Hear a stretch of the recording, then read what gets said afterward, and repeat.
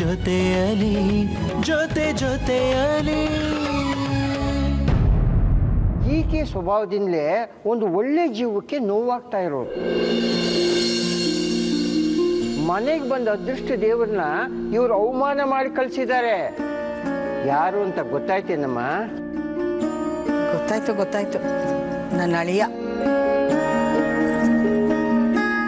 ಹೌದು ಸ್ವಾಮಿ, ಇವಳಿಗೋಸ್ಕರ ನನ್ನ ಅಳಿಯ ಇವಳು ಹಿಂದೆ ಮುಂದೆನೇ ಓಡಾಡ್ಕೊಂಡಿದ್ರೆ ಇವಳು ಮನಸ್ಸು ಕೆಡಿಸ್ಕೊಂಡು ದೂರನೇ ಇಟ್ಟಿದ್ದಾಳೆ.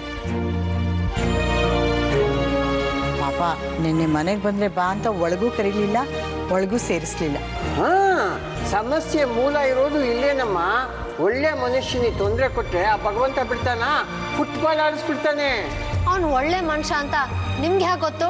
ಜಾತಕನಮ್ಮ. ಅವನು ಬಂಗಾರದಂತ ಮನುಷ್ಯ. ಅವನ್ನ ಕಾಗೆ ಬಂಗಾರ ಅಂತ ಅವಮಾನ ಮಾಡಿದ್ದೀರಾ. ಅವ್ನು ನೊಂದ್ಕೊಂಡು ನಿಟ್ಟಿಸ್ರು ಬಿಟ್ಟಿರೋದೇ ನಿಮಗೆಲ್ಲ ತೊಂದರೆ ಕಾರಣ ಆಗಿರೋದು. ಇಲ್ಲ, ಅವನು ಸುಮ್ಮನೆ ಇರೇ ನೀನು. ಇವಳು ಅವನ್ನ ಅವಮಾನ ಮಾಡಿರೋದು ನಿಜ ಸ್ವಾಮಿ. ಅದಕ್ಕೆ ಏನು ಪರಿಹಾರ ಅಂತ ನೀವೇ ಹೇಳಬೇಕು. ಪರಿಹಾರ ಇದೆಯಮ್ಮ, ಆದರೆ ಸ್ವಲ್ಪ ವಿಚಿತ್ರವಾಗಿದೆ. ಈಕೆ ಅವನ ಹೆಸರಿನಲ್ಲಿ 1 ಶುಕ್ರವಾರ 2 ಮಂಗಳವಾರ ವ್ರತ ಮಾಡಬೇಕು. ಈಕೆ ಉಪವಾಸ ಇರಬೇಕು. ಪೂಜೆ ಮುಗಿದ ಮೇಲೆ ಅವನಿಗೆ 1 ತೆಂಗಿನಕಾಯಿ ನೀವಳಿಸಿ ಹೊಡೆದು ಪಾದಸ್ಪರ್ಶ ಮಾಡಬೇಕು. ಆಮೇಲೆ ಏನಿದ್ರು ಹೊಟ್ಟೆಗೆ ಹಾಕ್ಕೋಬೇಕು. ಇದನ್ನ ಕಟ್ಟುನಿಟ್ಟಾಗಿ ಮಾಡಬೇಕು, ಇಲ್ಲಾಂದ್ರೆ ಸಮಸ್ಯೆ ಇನ್ನೂ ಜಾಸ್ತಿ ಆಗುತ್ತೆ. ಹಾಗಂತ ನಾನು ಒಂದು ಪಾದ ಮುಟ್ಕೊಂಡು ಉಪವಾಸ ಎಲ್ಲ ಇರೋದ? ಆಗಲ್ಲ. ಆಗಲ್ಲ, ಎಲ್ಲ ಆಗುತ್ತೆ. ನಾನು ಮಾಡಿಸ್ತೀನಿ. ನನ್ನ ಮಗಳ ಕೈಯಿಂದ ಅದೇ ವ್ರತ ಮಾಡಿಸ್ತೀನಿ. ಇದಾದ್ಮೇಲೆ ಯಾವ ಸಮಸ್ಯೆನೂ ಬರಲ್ಲ ತಾನೇ? ಖಂಡಿತ ಇಲ್ಲ. ಆ ರಂಗನಾಥನೇ ನಿಮ್ಮ ಪರವಾಗಿ ನಿಂತಿರ್ಬೇಕಾದ್ರೆ ಯಾರೇನು ಮಾಡೋಕ್ಕಾಗತ್ತೆ? ನಿಮ್ಮ ಅಳಿಯಾನೇ ನಿಮ್ಮ ಮನೆ ಉದ್ಧಾರ ಮಾಡ್ತಾನೆ. ಹೌದಾ? ಎಂಥ ಮುತ್ತಿನಂತ ಮಾತಾಡಿದ್ರಿ ಸ್ವಾಮಿ.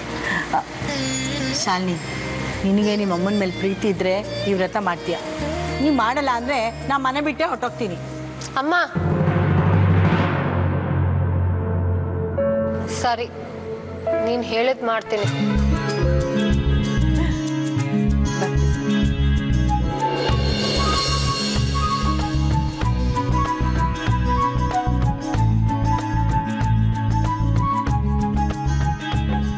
ನೀನು ಮಾಡ್ತಾ ಇರೋ ವ್ರತಕ್ಕೆ ಒಳ್ಳೆ ಫಲ ಸಿಗ್ತಾ ಇದೆಯಪ್ಪ. ಅಂದ್ರೆ ಶಾಲಿನಿ ವ್ರತ ಮಾಡ್ತಾಳೆ, ಉಪವಾಸ ಇರ್ತಾಳೆ. ನಿನ್ನ ಪಾದಕ್ಕೆ ಅಡ್ಡಿ ಬಿದ್ದೆ ಅವಳು ಅನ್ನ ತಿನ್ನೋದು. ಹೌದಾ? ಹೌದಪ್ಪ, ಇದು ನಾವು ಮಾಡಿರೋ ಪ್ಲ್ಯಾನು. ಇನ್ನಂಥ ಒಳ್ಳೆ ಹುಡುಗನ ಪ್ರೀತಿ ಆ ಹುಡುಗಿಗೆ ಆದಷ್ಟು ಬೇಗ ಸಿಗಲಿ ಅಂತ ಇಬ್ಬರೂ ಬೇಗ ಒಂದಾಗಿ ಸಂಸಾರ ಮಾಡಿ ಒಳ್ಳೆಯದ.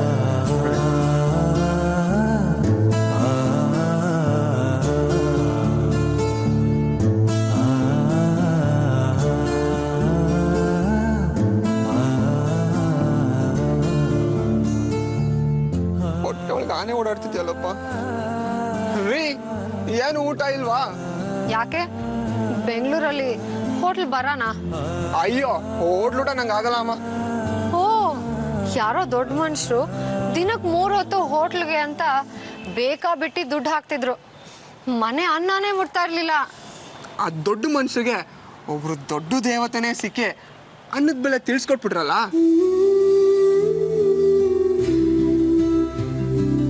ಈಗ ನಾವಂತೂ ಮನೆ ಊಟಕ್ಕೆ ಫಿಕ್ಸ್ ಆಗ್ಬಿಟ್ಟಿದ್ವಿ. ಊಟ ಕೊಡ್ರಿ, ಗೋಡಂಬಿ halwa, vegetable pulao, baby corn manchurian ಆದ್ರೂ ಪರವಾಗಿಲ್ಲ, ನಾನು ಅಡ್ಜಸ್ಟ್ ಮಾಡ್ಕೋತೀನಿ. ಯಾಕೆ? ಪಾಲಕ್ ಪನ್ನೀರ್, ಪಿಸ್ತಾ ಪಾಯಸ, ಸಕ್ಕರೆ ಪೊಂಗಲ್ ಬೇಡವಾ? ಅಯ್ಯೋ ನಿಮ್ಮ ರೀ, ನೀವು ಕೊಟ್ರೆ ನಾನ್ ಬೇಡ ಅಂತೀನ. ಬೇಗ ಹೋಗಿ ತಗೊಂಬನ್ರೆ. Shut up. ಅರ್ಧ ಮುದ್ದೆನೂ ಸಿಗಲ್ಲ ನಿಂಗೆ. ನಾವೇನ್ ಹರಕೆ ಹೊತ್ತಿಲ್ಲ. ರೀ ರೀ ರೀ ರೀ ಗಂಡನ ವಾಪಸ ಬಿಡ್ಸಿದ್ರೆ ಪಾಪ ಸುತ್ಕೊಳ್ಳೋದು ನಿಮ್ಗೆ. ಯಾವ ಗಂಟ? ಆಯ್ತು ರೀ, ನಾನ್ ನಿಮ್ ಮನೆಗೆ ಬಂದಿರೋ ಒಬ್ಬ ಅತಿಥಿ ಅಂತಾನೆ ಅಂದ್ಕೊಳ್ಳಿ. ಅತಿಥಿಗೆ ಊಟ ಕೊಡದೆ ತಾವೊಬ್ರೇ ತಿಂದ್ರೆ ಗಣೇಶ ಕಣ್ ಕಿತ್ಕೋತಾನೆ ಅಂತ ನಿಮ್ ತಂಗಿನೇ ಹೇಳಿಲ್ವಾ?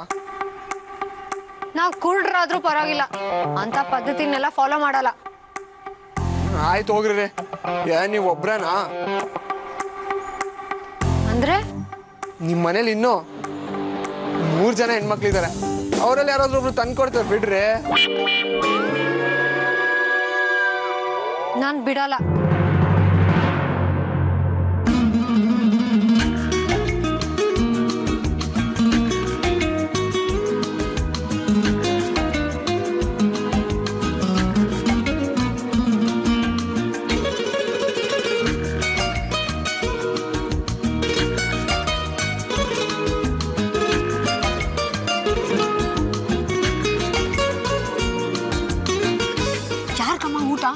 ಅಳಿಯನರಿಗೆ ಕಣೆ, ಮನೆ ಒಳಗೂ ಬರ ಹಾಗಿಲ್ಲ.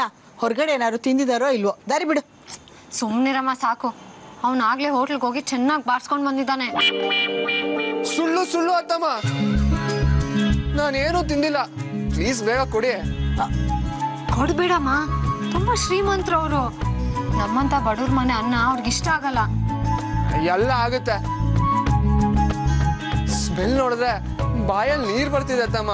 ಪ್ಲೀಸ್ ಬೇಗ ತಗೋಬನ್ನಿ ಪ್ಲೀಸ್. ಬಿಡೆ. ನಾನ್ ಬೇಡ ಅಂದೆ ತಾನೇಮ್ಮ. ಅಷ್ಟಕ್ಕೂ ನಾವ್ಯಾಕಮ್ಮ ಅವ್ನಿಗೆ ಊಟ ಹಾಕ್ಬೇಕು? ಇಲ್ಲಿ ಮಲ್ಕೊಳ್ಳೋಕ್ ಜಾಗ ಕೊಟ್ಟಿರೋದೇ ಅವ್ನಿಗೆ ಜಾಸ್ತಿ ಆಯ್ತು. ಅಷ್ಟು ದೊಡ್ಡ ಶ್ರೀಮಂತರಿಗೆ ನಾವು ಊಟ ಹಾಕೋ ಅಷ್ಟು ದೊಡ್ಡವ್ರಲ್ಲಮ್ಮ. ನೀನ್ ನಡಿ ಒಳಗಡೆ. ಅಪ್ಪ ಕಣೆ, ನೋಡು ಹೊಟ್ಟೆ ಹಶ್ವು ಅಂತಿದ್ದಾರೆ. ಇಷ್ಟೊಂದು ಗೋಳು ಇಕ್ಕೋಬಾರ್ದು. ನೀನ್ ಜಾಗ ಬಿಡು. ಅದಕ್ಕೆ ನಮ್ಮನೆ ಊಟನೇ ಬೇಕೇನಮ್ಮ? ಬೇಕಾದ್ರೆ ದುಡ್ಡು ಕೊಟ್ಟು ಆಚೆ ಹೋಗಿ ಊಟ ಮಾಡ್ಕೊಂಡು ಬರ್ತಾನೆ. ನಾನಂತೂ ಪುಕ್ಸಟೆ ಊಟ ಹಾಕಕ್ ಬಿಡಲ್ಲ. ನಡಿ ನೀನು.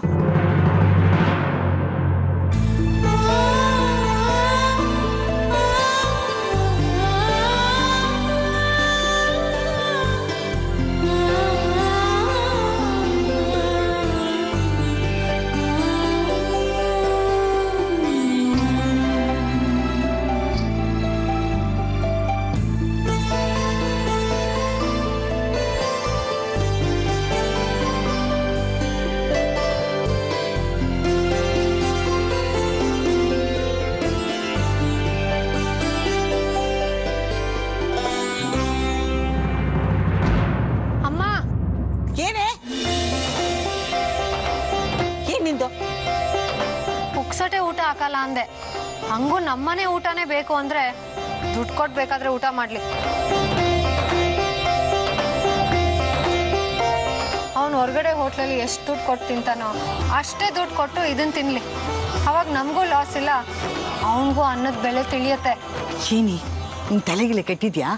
ಮನೆ ಅಳಿಯಂದ್ರ ಹತ್ರ ಯಾರಾದ್ರೂ ದುಡ್ಡು ತಗೊಂಡು. ಅಯ್ಯೋ ನಾನು ರೆಡಿ ಆತಮ್ಮ. ಈ ಪ್ಲೇಟ್ ಊಟಕ್ಕೆ ಎಷ್ಟು ಹೇಳಿ? ಅವ್ನು ತಿನ್ನೋ ಹೋಟ್ಲಲ್ಲಿ ಇಷ್ಟು ಊಟಕ್ಕೆ 800 ರೂಪಾಯಿ ಆಗುತ್ತೆ. 800 ರೂಪಾಯಿನ? ಅದು ಒಂದು ಪ್ಲೇಟ್ಗೆ? ಇದೇನ್ 5 ಸ್ಟಾರ್ ಹೋಟ್ಲಲ್ಲ. ಲೋಕಲ್ ಮೆಸ್ಸಲ್ಲಿ ಎಷ್ಟು ಕೊಡ್ತಾರೋ ನಾನು ಅಷ್ಟೇ ಕೊಡೋದು.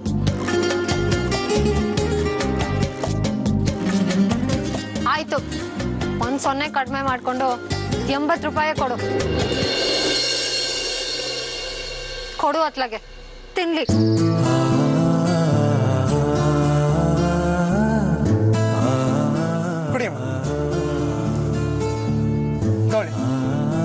ತಗೊಳ್ಳಿ.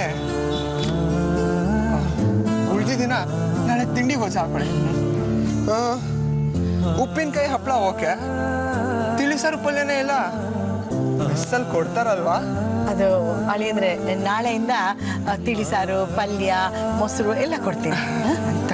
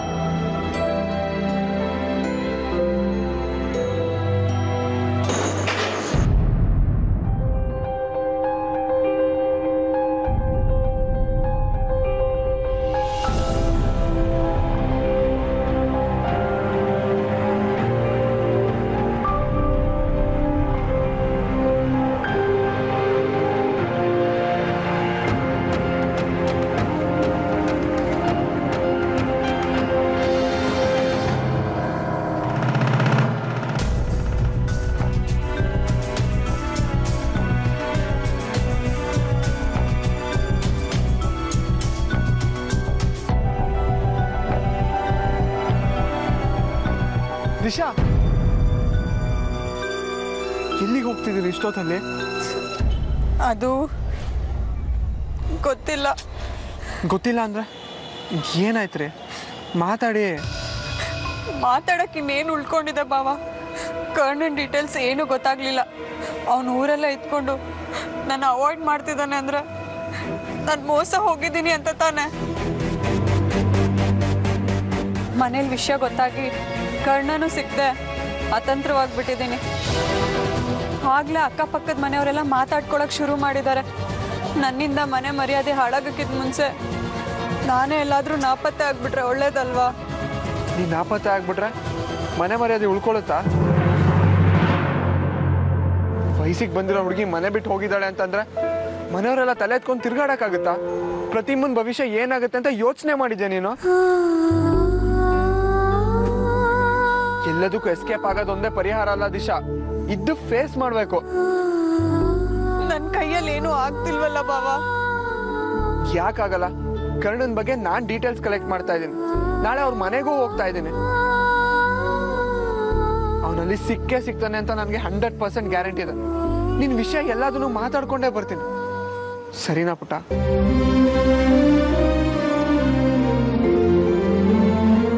ಆದ್ರೂ ನೆಗೆಟಿವ್ ಆಗೇ ಮಾತಾಡ್ಬಿಟ್ರೆ?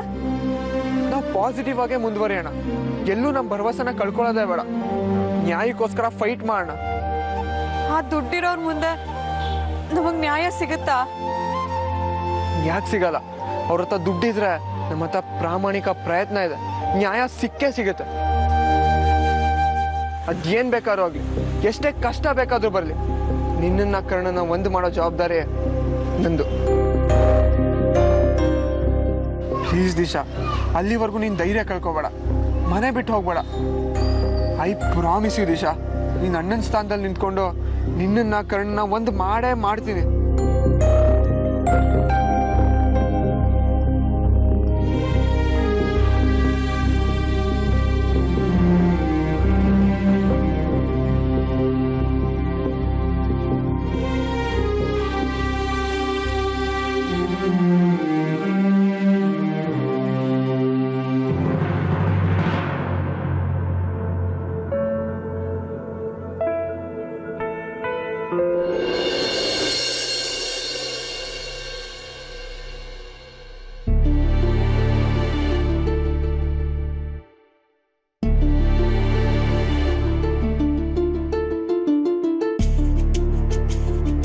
ಅಮ್ಮ ನಾನು ಹೊರಟೆ. ರೇ ಡಬ್ಬಿ ಕೊಡ್ತೀನಿ, ನಿಂತ್ಕೊಳ್ಳಿ ಸ್ವಲ್ಪ. ತಗೋ ತಗೋ ತಗೋ, ಹುಷಾರಾಗಿ ಹೋಗ್ಬಿಟ್ಪಾ. ಆಟೋದವ್ರು ಬಂದ? ಇಲ್ಲಮ್ಮ, ಇನ್ನೇನ್ ಬರುತ್ತೆ ಅನ್ಸುತ್ತೆ. ಫಸ್ಟ್ ಟೈಮ್ ಬುಕ್ ಮಾಡ್ತಾರೋ ಆಟೋ, ಬಲ್ಗಾಲಿಟ್ಟು ಆಟೋ ಹತ್ತು. ಅದೇ ನಮ್ಮ ಅತ್ತೆ ಮನೆನಾ?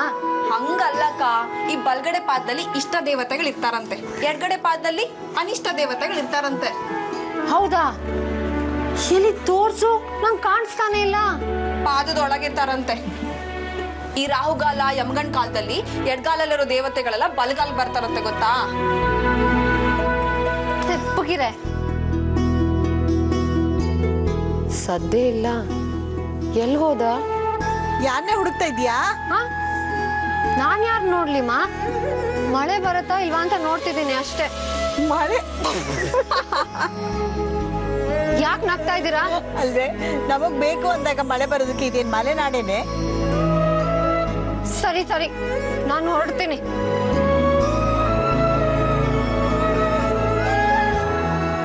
ಹೌದು, ಅವನೇನಾದ್ರೂ ತಿನ್ನ ಇಲ್ವಾ? ಯಾರು? ಇಲ್ಲೊಬ್ಬ ದುಡ್ಡು ಕೊಟ್ಟು ತಿನ್ನೋಕೆ ಅಂತ ಸೇರ್ಕೊಂಡಿದ್ದಾನಲ್ಲ.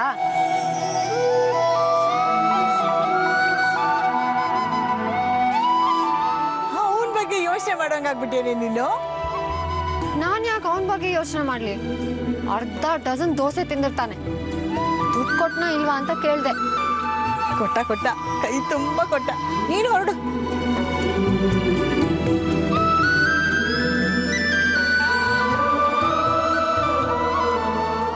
ಕೊಬ್ಬು, ನಾನು ಹೊರಡ್ತಾ ಇದ್ದೀನಿ. ಒಂದು ಕೈ ಬೀಸಕ್ಕೂ ಸೋಂಬೇರ್ತನ.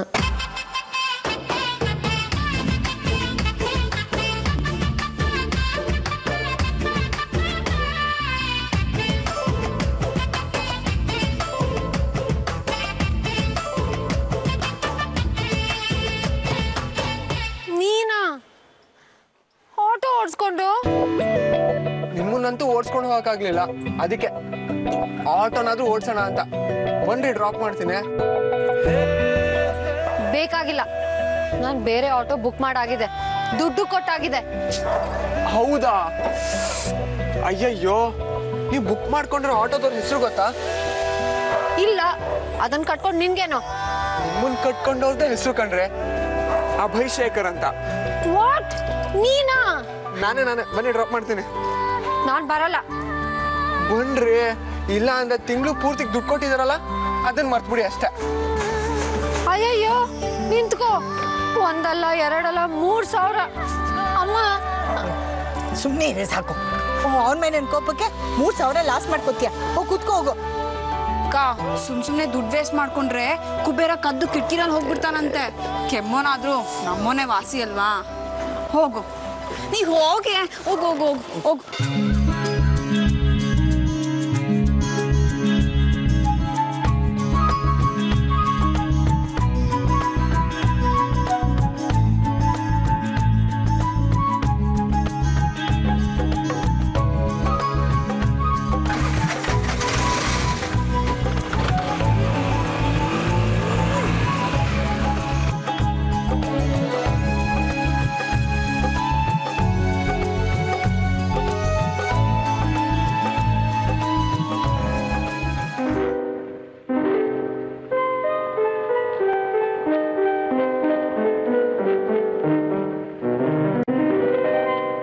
ನಲಿವ ಗುಲಾಬಿ ಹೂವೆ ಮುಗಿಲ ಮೇಲೇರಿ ನಗುವೆ, ನಲಿವ ಗುಲಾಬಿ ಹೂವೆ ಸ್ವಲ್ಪ ಸಾಂಗ್ ನಿಲ್ಸ್ತೀರಾ? ಮುಗಿಲ ಅಯ್ಯೋ, ಇದ್ಯಾಕ್ರಿ? ಆಟೋದವನಾಗಿ ನಮ್ಮ ಆಟೋ ರಾಜ ಶಂಕರಣ್ಣನ್ ಸಾಂಗ್ ಕೇಳಿಲ್ಲ ಅಂದ್ರೆ ಅದು ನಮ್ ಶಂಕರಣ್ಣಿಗೆ ಮಾಡೋ ಅವಮಾನ ಐತಂಗೆ. ಕೇಳಿಸ್ಕೊಂಡ್ರೆ ಸಖತ್ ಮೀನಿಂಗ್ ಇದೆ. ನಲ್ಲಿ ಛಲವೋ ನಲಿವ ಗುಲಾಬಿ ಹೂವೆ ಒಲವೋ ಛಲವೋ ಒಲವೋ ಛಲವೋ. ನಿನ್ಮೇಲೆ ನನ್ಗೆ ಯಾಕೋ ಛಲ? ಹೇಳಕ್ಕಾಗದೇ ಇರೋಷ್ಟು ಪ್ರೀತಿ ಇದೆ. ಆದ್ರೆ ಈ ಹಾಳಾದ ಹುಡುಗಿಗೋಸ್ಕರ ನೀನ್ ಇಷ್ಟೆಲ್ಲ ಕಷ್ಟಪಡೋದು ನೋಡೋಕ್ಕಾಗ್ತಿಲ್ಲ. ಒಂದೇ ಒಂದ್ಸಲ ಗಟ್ಟಿ ಮನ್ಸು ಮಾಡ್ಕೊಂಡು ಬಿಟ್ಬಿಡೋ ನನ್ನನ್ನು. ಸುಳಿದೆ ತಂಗಾಳಿಯಂತೆ ನುಡಿದೆ ಸಂಗೀತದಂತೆ, ಸುಳಿದೆ ತಂಗಾಳಿಯಂತೆ ನುಡಿದೆ ಸಂಗೀತದಂತೆ, ಒಲವಿನ ಬಲೆಯಲ್ಲಿ ಸೆಳೆಯುತ್ತ ಕುಣಿದೆ ಸೊಗಸಾಗಿ ಹಿತವಾಗಿ.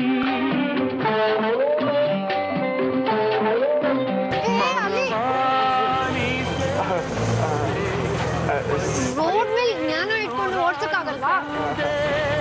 ಸಾರಿ ಟೀಚರ್, ಅದ್ಯಾಕೋ ಗೊತ್ತಿಲ್ಲ, ನೀನು ನನ್ನ ಹಿಂದೆ ಕೂತ್ಕೊಂಡ್ರೆ ನನ್ನ ಕಣ್ಣು, ನನ್ನ ಮನ್ಸು, ನನ್ನ ಬುದ್ಧಿ, ನನ್ನ ಜ್ಞಾನ ಎಲ್ಲ ನಿಮ್ಮ ಹತ್ರನೇ ಹುಡ್ಕೊಂಡ್ ಬರುತ್ತಪ್ಪ. ನಾನು ಏನ್ ಮಾಡ್ಲೆ? ಹಂಗಂದ್ರೆ ನಿನ್ನ ನೆಚ್ಕೊಂಡು ನಾವ್ ಅಪಾಯ ತಗೊಳಕ್ ತಯಾರಿಲ್ಲಪ್ಪ.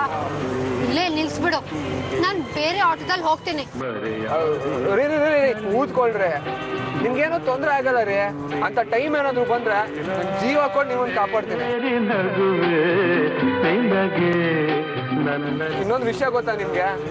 ಬರೀ ನಿಮ್ಮನ್ನ ನೆನೆಸ್ಕೊಂಡ್ರೆ ಎಂತೆಂತ ಕಷ್ಟಗಳೋ ಮಾಯ ಆಗ್ಬಿಡುತ್ತೆ. ಅಂತದಲ್ಲಿ ನೀವೇ ನನ್ನ ಗಾಡಿಲಿ ಕೂತಿದ್ದೀರಾ. ಇನ್ನೆಂತಾದ್ರೂ ನಿಮ್ಗೆ ತೊಂದ್ರೆ, ಆರಾಮಾಗಿ ಕೂತ್ಕೊಳ್ರೆ. ಮೈ ಹೂನಾ? ಚಲವೋ